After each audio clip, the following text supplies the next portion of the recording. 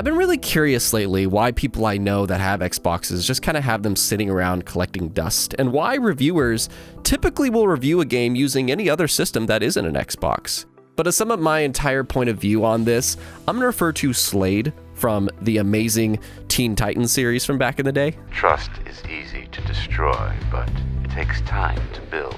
Keep that quote in mind because it's really the backbone of this entire conversation. It just seems like consumers and media have placed this label of uncertainty on Xbox, and that label has caused them to lose the mainstream appeal they once had. So I wanted to get our voices and ears together collectively to try and figure out if Xbox can get rid of that label and appeal to the mainstream media like they once did. And there's two stories recently that kind of brought this to mind between the Game Awards nominations and also this really dark truth that came about from their new Juggernaut IP that if they let this happen again, this label is going to stick forever. It really starts with Phil Spencer's words on like the Kinda Funny Xcast, where he basically said, even if we make an 11 out of 10 game, that's not going to change anything. Kind of in reality, he's right. Explain yourself. There's always going to be these views that just kind of differentiate from the ratings, from the numbers and so on. That's going to constantly make consumers and journalists wonder, when are the dominoes going to fall?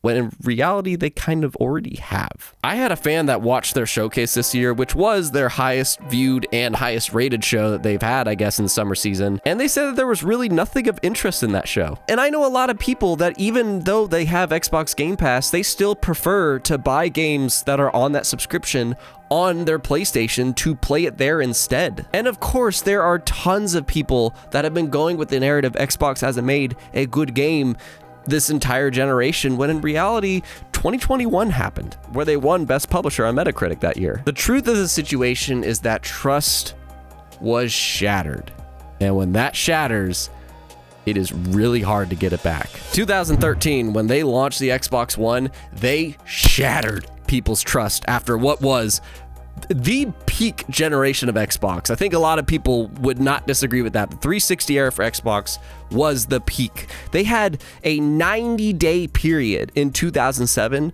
where they released Halo 3, Mass Effect, Call of Duty 4, BioShock, Orange Box. All that happened in a 90-day period. And all that was thrown away when they released the Xbox One and just kind of focused on TV and totally stomped on that trust that they had built. PlayStation 4 won't impose any new restrictions on the use of PS4 gamers. And trust takes a long time to get back, and here we are, like 7 or more years later, with a new CEO, a new subscription service that's going to give their fans their day-and-date first-party games, and a lot of new studios that are going to do that for them. And all those moves really made me go into this generation of Xbox as finally, like the first time I really became a fan of a brand. Like Xbox was already my preferred platform, but after all those moves, I'm like, yeah, I actually love being here. And that's thanks to all these studios that they have loaded up to launch day one games on Game Pass that a lot of people, at least a lot of the core players, get to play. We have to keep Redfall in mind for later because I didn't really realize how important that one failure would be. It seems like really Xbox fans are wanting to see Xbox get back to that 360 era, and a lot of them were banking on Starfield, of all things, to be nominated for Game of the Year, which is something that they haven't had since 2010 with Halo Reach. That was the last time they were nominated, and through the 360 area, they got nominated a lot between Halo 3 and Gears of War and so on. And a lot of people seem to be disregarding Psychonauts 2 when that was a fantastic game and that was nominated for Game of the Year. And it was published under the Xbox Game Studios brand. But I think at the end of the day, the problem with that is that it wasn't a mainstream game. People have this definition of the word mainstream, and that's when it really appeals to everyone. It's a Spider-Man, it's a God of War, it's a Mario. Everybody knows the name and they want to play it, and Psychonauts 2 wasn't that. So a lot of people are hoping that Starfield, being a bestseller and actually reviewing pretty well, would get that, but it didn't. And then Xbox fans everywhere just started to have riots, because a lot of people think that the thing that's holding them back from that is this Xbox tax. Ah, boy, here we go. Is there an Xbox tax? Is there some form of media bias? Is Xbox under a bit more of a critical light than other publishers and developers out there? Sort of. Outlets are absolutely fair. As much as some might want me to hop on that bandwagon, we have seen them give Forza Horizon 5 a 10 out of 10. We have seen them give Microsoft Flight Simulator a 10 out of 10. We've seen them give Pentiment a 10 out of 10. They are not afraid to give those ratings and to give honest opinions. And the truth is, Starfield just did not deserve Game of the Year, especially in 2023. If it was any other year, maybe, but the criticisms for that game lined up to make it a game that reviewed overall around 8 out of 10. There's a great article from Gamer Rant that he kind of broke down just how all the other Game of the Year nominees got perfect scores compared to Starfield, and that really sums it up. But the media bias that I personally am seeing is this kind of favoritism to what platform these journalists and influencers want to play on. And that's usually going to be on the PC, PlayStation, or Nintendo rather than Xbox. And the question of why is where I want us to come together here. The real struggle for Xbox and the real Xbox tax that they have is winning back the trust of the general market. Core players feel Halo Infinite and Sea of Thieves should have been nominated for Best Ongoing Game or Community Support, but not the mainstream. Core players love to play third-party stuff with Game Pass, but not the mainstream. Core players love seeing what the studios at Xbox are cooking up, but not the mainstream. PlayStation and Nintendo, for example, have way more people rallying to the things that they are doing, and they've created this label that's really hard to break with the general market that, yes, they can do wrong, but they can never do a wrong that will really break that with people unless it's something absolutely catastrophic.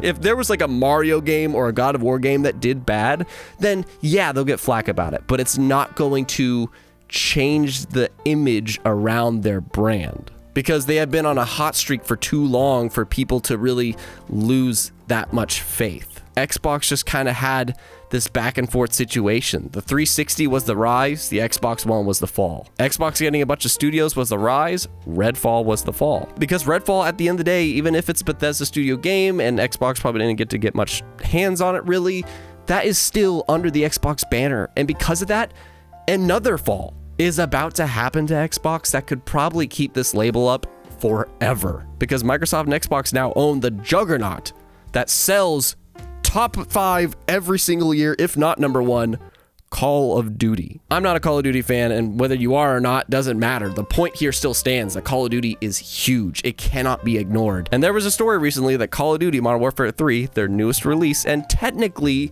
was released while being owned by Xbox, it reviewed poorly. It reviewed terribly.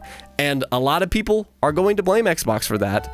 Maybe not as much currently, but next year when the 2024 game comes out, they're going to get heavily judged by that one, just like Redfall got judged to Xbox and connected to them. Could have phrased that better. But the story that came out recently is that Modern Warfare 3 was supposed to just be an expansion to Call of Duty Modern Warfare 2.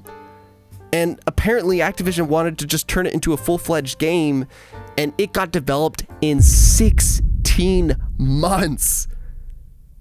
The usual big AAA games now are developed in 4 to 6 years. They did this in 16 months. So if Xbox lets Activision get away with that and does that again, then you just know that is going to probably be the big final straw, especially with how mainstream Call of Duty is. It's going to do that.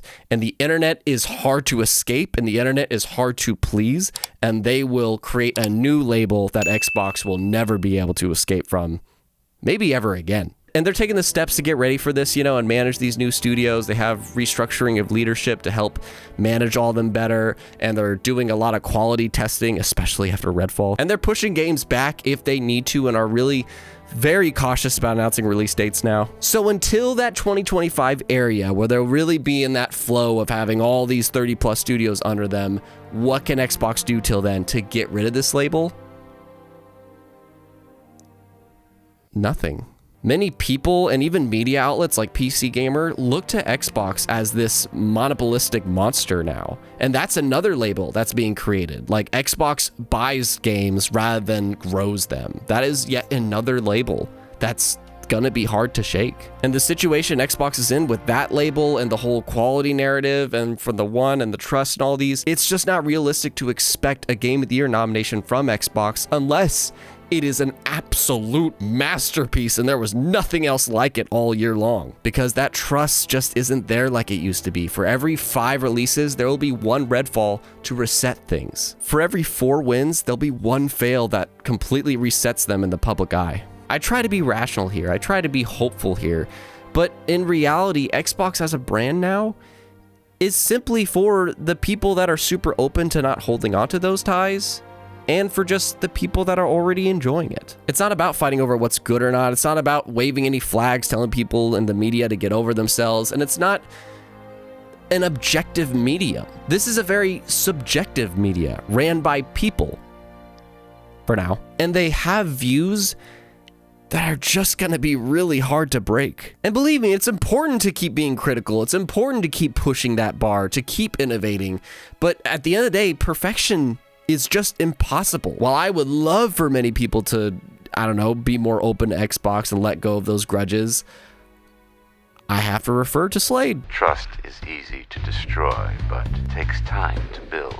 I don't care that Starfield didn't get nominated. It really didn't deserve to this year. I just want competition to keep happening, to keep innovation and deals coming. I hope Activision Studios are just kind of free to make whatever they want and they make Call of Duty not an annual thing. I'm excited to see what Blizzard becomes now that they're free of Activision and just what that can be. And I'm gonna keep enjoying Game Pass because it takes care of me and there's a lot of good games to play on there. It's awesome to keep an open mind with all this, and I'm gonna root for the other guys. I'm gonna root for PlayStation and Nintendo while I really enjoy my time with Xbox, and I hope others come around, but that's just gonna be whenever that happens. Patience. But I put these videos up to give people like you a chance to openly speculate with a rational, hopeful, and respectful crowd. So lend your ears and voice to this in the comments, or find out Xbox can fix this quality label that they've had by watching this video. And make sure you subscribe if you want to have more of these non-grudge holding or trash talking speculation talks like this one.